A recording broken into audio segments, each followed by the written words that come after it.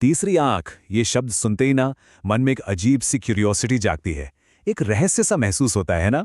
तो आज हम इसी मशहूर कॉन्सेप्ट यानी आज्ञा चक्र के रहस्यों की दुनिया में उतरेंगे और ये समझने की कोशिश करेंगे कि इसका हमारी जिंदगी पर कितना गहरा, कितना दूर तक असर पड़ता है।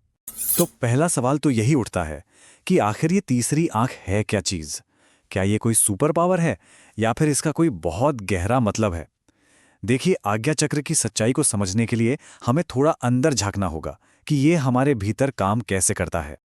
और सबसे पहली बात जो हमें समझनी होगी वो ये है कि तीसरी आंख को जगाना कोई जादू की छड़ी घुमाने जैसा नहीं है। जैसा कि यहां लिखा है, ये एक लंबी आध्यात्मिक यात्रा का हिस्सा है। एक सफर जो शरीर के सबसे निचले ऊर्जा केंद्र से शुरू होकर धीरे धीरे ऊपर सबसे ऊंचे शिखर तक जाता है। मतलब ये एक प्रोसेस है, कोई 2 मिनट वाली ट्रिक नहीं। तो चलिए सबसे पहले इसकी बुनियाद को समझते हैं। योग की दुनिया में आज्ञा चक्र को पता है क्या माना गया है? हमारे अंदर का कमांड सेंटर। जी हाँ, एक ऐसा सेंटर जहां से हमारी पूरी जिंदगी को निर्देश मिलते हैं।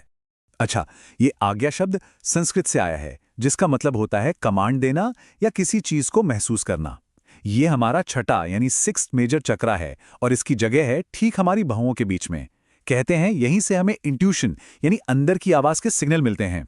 वो गहरी समझ मिलती है जो हमारे फैसलों को और हमारी जिंदगी को बेहतर बना सकती है। आज्ञा चक्र का जो सिंबल है वो है 2 पंखुड़ियों वाला एक कमल।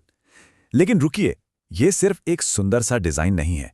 इसकी ये 2 पंखुड़ियां अपने आप में एक बहुत गहरा मतलब छिपाए हुए हैं जो हमें बैलेंस के एक बहुत बड़े सिद्धांत के बारे में बताती हैं।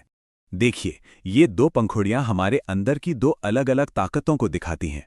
एक तरफ है शिव यानी मैस्कुलिन एनर्जी, हमारा इंट्यूशन जिसे इड़ा नाड़ी कंट्रोल करती है, और दूसरी तरफ है शक्ति यानी फेमिनिन एनर्जी, हमारा लॉजिक, हमारा तर्क जिसे पिंगला नाड़ी कंट्रोल करती है। तो आज्ञा चक्र क्या है?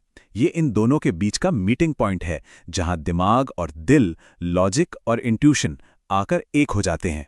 अब आता है सबसे दिलचस्प हिस्सा। देखते हैं कि ये हजारों साल पुराना आध्यात्मिक ज्ञान आज के मॉडर्न साइंस से कैसे कनेक्ट होता है। ये वो पॉइंट है जहां स्पिरिचुअलिटी और साइंस हाथ मिलाते हैं। योग की भाषा में आज्ञा चक्र को त्रिवेणी भी कहते हैं, यानी 3 नदियों का संगम। ये श्लोक बताता है कि जैसे प्रयागराज में गंगा, यमुना और सरस्वती मिलती हैं, ठीक उसी तरह यहाँ पर 3 मुख्य ऊर्जा की नाड़ियाँ इड़ा, पिंगला और सुषुम्ना आकर मिलती हैं। और जानते हैं, ये कनेक्शन सिर्फ आध्यात्मिक नहीं है, ये फिजिकल भी है। आज्ञा चक्र की जो लोकेशन है वो हमारे ब्रेन में मौजूद 2 बहुत ही जरूरी ग्लैंड्स, पीनियल और पिट्यूटरी ग्लैंड्स के ठीक पास हैं। अब ये सिर्फ एक इत्तेफाक तो नहीं हो सकता, है ना? चलिए पहले पीनियल ग्लैंड की बात करते हैं। ये एक लाइट सेंसिटिव ऑर्गन है, मतलब ये रोशनी को महसूस कर सकता है। ये हमारे सोने जागने का पूरा साइकिल कंट्रोल करता है और रोशनी को महसूस करने की इसी खासियत की वजह से बहुत से लोग इसे हमारी तीसरी आंख का फिजिकल फॉर्म मानते हैं। और फिर आती है पिट्यूटरी ग्लैंड। इसे तो साइंस में मास्टर ग्लैंड कहा जाता है। ये एक ऑर्केस्ट्रा के कंडक्टर की तरह है जो शरीर के बाकी सारे ग्लैंड्स को कंट्रोल करती है, उन्हें निर्देश देती है। कुछ याद आया? हमने आज्ञा चक्र को भी तो कमांड सेंटर कहा था। ठीक है, तो ये सब सुनने में तो बहुत बढ़िया है, लेकिन इसका हमारी एवरीडे लाइफ से क्या लेना देना है? ये एनर्जी सेंटर असल में हमारी सोच, हमारे फैसले और हमारे जीने के तरीकों को कैसे बदलता है? चलिए अब इसे समझते हैं।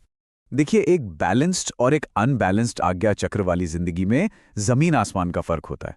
जब ये बैलेंस में होता है तो मन में क्लैरिटी, फोकस और एक शांति होती है, और जब ये बिगड़ जाता है तो कंफ्यूजन, घमंड और इमोशनल उथल-पुथल हावी हो जाती है। इस चक्र का बैलेंस सचमुच पूरी जिंदगी को बदल सकता है। तो जब ये चक्र हार्मोनियस होता है, बैलेंस्ड होता है, तो होता क्या है? तब हम अपनी अंदर की आवाज पर, अपनी गट फीलिंग पर भरोसा करना सीख जाते हैं। फैसले लेना आसान हो जाता है, सोच साफ हो जाती है और एक गहरा सुकून महसूस होता है, जैसे हम किसी बड़ी चीज के साथ जुड़ गए हैं। और इसके उलट, अगर ये चक्र ब्लॉक हो जाए या इम्बैलेंस्ड हो, तो हम हर चीज को सिर्फ दिमाग से, सिर्फ लॉजिक से तौलने लगते हैं। आध्यात्मिक बातों को बकवास समझते हैं, अपनी इंट्यूशन से कट जाते हैं और जिंदगी बस बाहरी मटीरियल चीजों के पीछे भागने में ही निकल जाती है। तो अब सबसे बड़ा सवाल, कि इस एनर्जी सेंटर को बैलेंस में लाने के लिए किया क्या जाए। तो अच्छी खबर यह है कि इसका रास्ता मुश्किल नहीं है। इसके लिए कुछ बहुत ही सरल और असरदार प्रैक्टिस मौजूद हैं। एक बहुत ही सिंपल लेकिन पावरफुल प्रैक्टिस है शांभवी मुद्रा। करना क्या है, बस आराम से बैठना है, रीढ़ की हड्डी सीधी रहे, अपनी आंखों को धीरे धीरे दोनों भौहों के बीच फोकस करना है और फिर अपनी सांसों के साथ ओम मंत्र का जाप करना है। ये प्रैक्टिस सीधे आज्ञा चक्र पर काम करती है।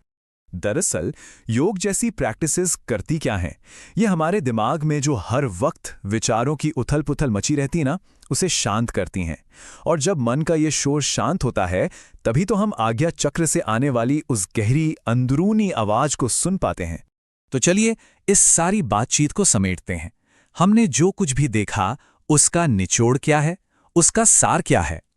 अगर एक लाइन में कहें तो आज्ञा चक्र हमारे मन, हमारे शरीर और हमारी आत्मा के बीच का एक पुल है, एक ब्रिज है। जब ये पुल मजबूत और बैलेंस्ड होता है तो हम सिर्फ वो नहीं देखते जो सतह पर है, बल्कि हम जिंदगी की गहरी सच्चाइयों को भी देखने और समझने लगते हैं। और अब जाते जाते मैं एक सवाल छोड़ना चाहूंगा। जरा सोचिए, अगर सच में हमें इस फिजिकल दुनिया की हदों के पार देखने की ताकत मिल जाए तो हम क्या देखना चाहेंगे, क्या खोजना चाहेंगे? इस पर जरूर सोचिएगा।